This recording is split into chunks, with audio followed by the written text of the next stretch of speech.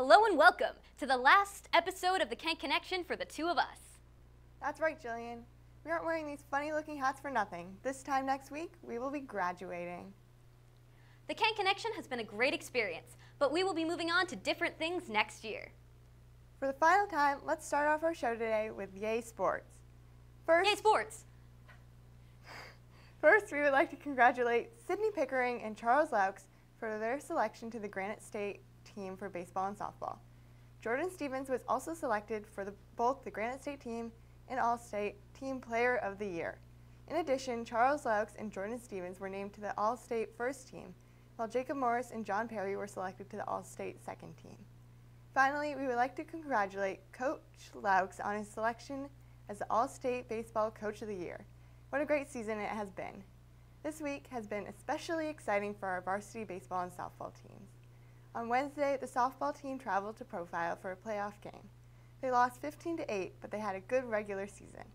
Yesterday, the baseball team hosted Lisbon for their first round playoff game, which they won 10-0.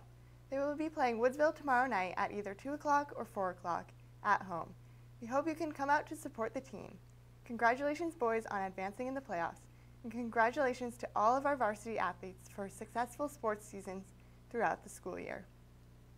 Tonight, we will be celebrating our sports teams at the annual Booster Club banquet at 6:30.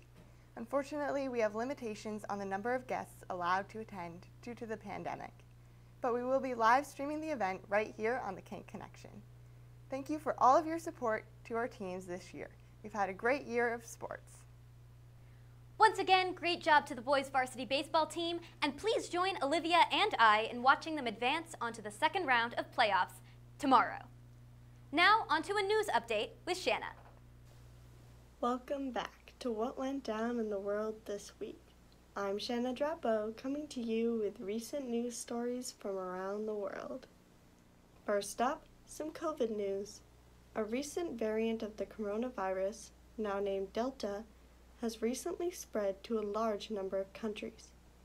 The variant originated in India and has since then spread to 62 other countries. Even countries with high vaccination rates have seen a rise in cases over the last few weeks. However, the Delta variant has not yet spread to the United States, so there's currently no need to be majorly concerned. Professional tennis star Naomi Osaka has recently spoken out on social media about her struggles with mental health, specifically in relation to the Grand Slam tournaments and the press surrounding them. Osaka had originally planned to skip out on any media interviews during the upcoming French Open out of concern for her mental health, but has now decided to withdraw from the tournament completely after she was threatened to be suspended and fined for not participating in the interviews. Osaka's decision has sparked much debate in the sports world about the demands which tournaments such as this impose on their athletes, as well as the burdens which minorities typically experience in the sports world. This discussion could potentially cause for change in the rules of such tournaments, especially surrounding media. Now for some good news. Kashi Quest has officially become America's youngest member of Mensa at just 2 years old. Mensa is a non-profit high IQ society which involves members of all ages from over 100 countries around the world. Mensa accepts only the people with IQ scores in the top 2%. Kashi has an IQ of 146, and some of her skills include identifying all the United States just by the outlines of their shapes, and naming all the elements on the periodic table just by glancing quickly at their symbols. It's pretty impressive. And that's what went down in the world this week. I'm Shanna Drapeau. Thanks for watching. Thank you, Shanna. Now Emma has yet another myth for us today. Let's check it out. Welcome back to It's All Greek to Me. I'm Emma, and today we'll be talking about King Midas. Most people have heard of his story in one way or another, but I'd like to bring some attention to some of the lesser-known details. This story starts, unsurprisingly, with a king who had a, once again unsurprisingly, beautiful daughter. But other than his daughter, he also had tons of riches. He collected gold, jewelry, basically anything shiny he could find to decorate himself with. And because no great Greek myth can exist without some bit of divine intervention, our friend Midas ran into Dionysus, who I will once again reiterate is the best Greek god. And being the god of parties, when Midas invited him over to his castle, Dionysus accepted. And they had a great time. They hung out, had fun, party stuff, you know. But at some point, Midas slipped a line, and that was somewhere along the lines of, I wish everything I touched could turn to gold. Not being known for making the best decisions, Dionysus let it slide. He used his divine powers to give Midas his golden touch. And this power allowed Midas to turn anything he touched into solid gold. All the way through, just gold. And because of course he had this power now, Midas ran through the castle, touching everything he could and turning it into gold. Because if you can, why wouldn't you? But eventually he did notice one downside of the power. As he sat down for breakfast, he picked a rose and brought it to his nose to smell. And when he did that, he realized it was metal, and he couldn't smell it. Which was a bit sad, but seemed like a fair trade-off for solid gold everything. But by the time his breakfast was delivered, the rose had gone completely from Midas's memory. That is until he plucked a grape from one of the bowls and tossed it into his mouth, where it immediately became metal. And I don't know if you know this, but gold isn't exactly the easiest thing to digest, so Midas was kind of freaking out. And the grape wasn't all. Trying other foods such as bread or fish, Midas attempted to eat, when they were also turned to gold. And at this point, Midas is absolutely losing it. And eventually his daughter walks in to comfort him. And he makes a fatal mistake here. He runs over to her and gives her a great big hug, where she also turned into a golden statue. And at this point, Midas is losing it. His daughter was the most important thing to him, other than gold, of course. So he needs to get this undone now. So that's when he returns to our bud, Dionysus. So King Midas went to one of Dionysus' temples and prayed for a way to return everything to normal. And Dionysus allowed it. Dionysus said, okay, I didn't make the best decisions here. You certainly did not make the best decisions here. And we can fix this. Dionysus told Midas that if he washed his hands and everything he turned to stone in the nearby river, it would return to normal by morning. So that's what Midas did. He took his daughter, the rose, the grapes, everything he turned to gold down to the river and thoroughly washed it, along with his golden touch hands, you know. And by morning, everything was back to normal. Nothing Midas touched returned to gold. His daughter was back to being not a statue. Everything was fine. And so King Midas decided to celebrate.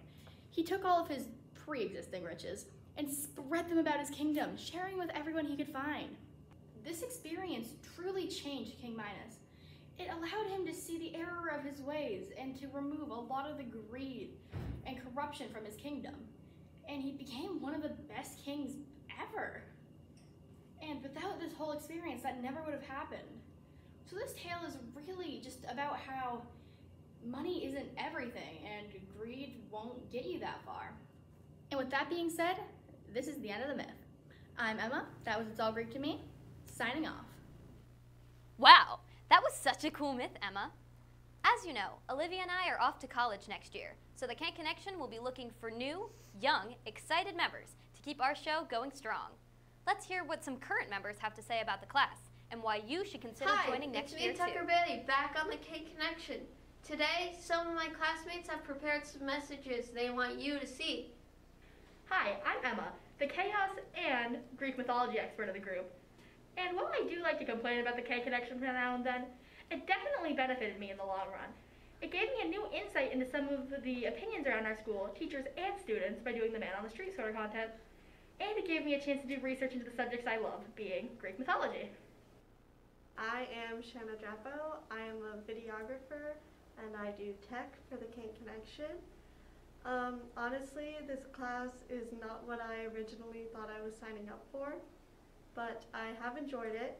It's been a way for me to kind of get out of my shell and get more comfortable putting myself out there in video and in front of the camera, and I've learned a lot about what goes on behind the scenes to produce shows. It's actually a lot of fun. I think I've improved a lot with my speaking, and it's a lot of fun. Those were some nice messages. Overall, we really liked our experience this year at the Kent Connection and hope to see another great one next year. Maybe some old faces and maybe some new ones. To keep the show going next year, we're going to need some new people to join us and help our team out. So if you seem interested, you should come join us at the King Connection and talk to Mr. Quinn about having us in your schedule.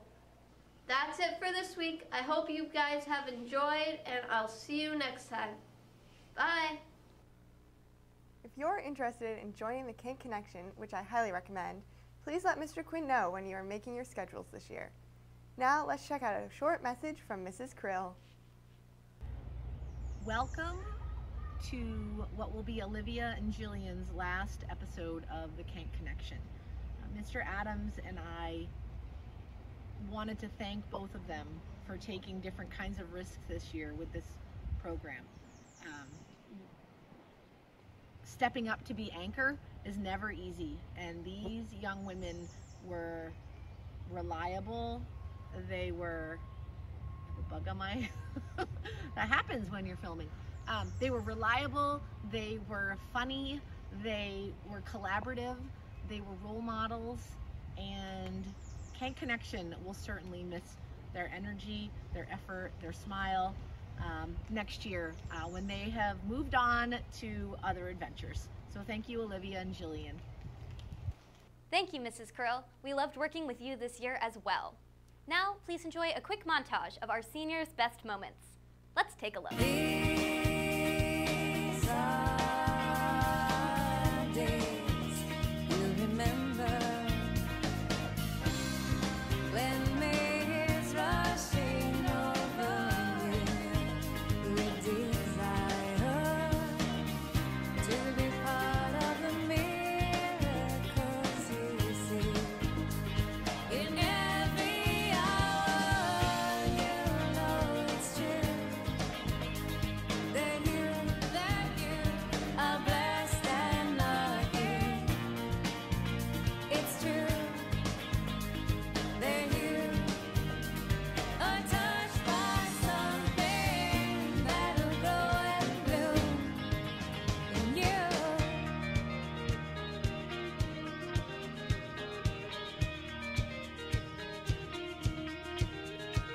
These are days.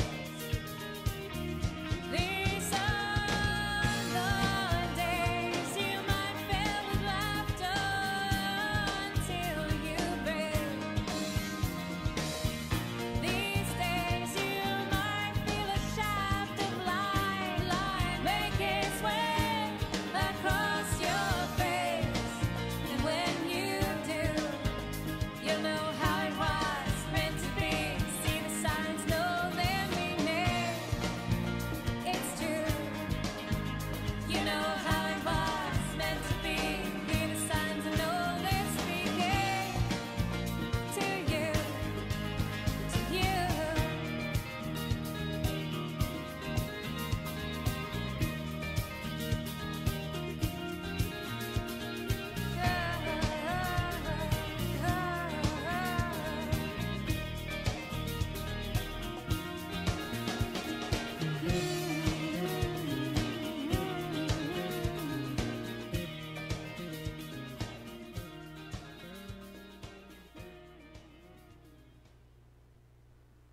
Working on this show has been a pleasure, and I have had a lot of fun. Together, we have produced 25 live shows, over 85 segments, and uploaded hundreds of hours of content.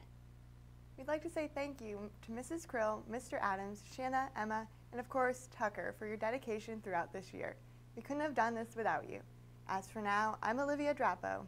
And I'm Jillian Clark, signing off for the final time. Have a wonderful weekend and good luck next year, wherever you will be.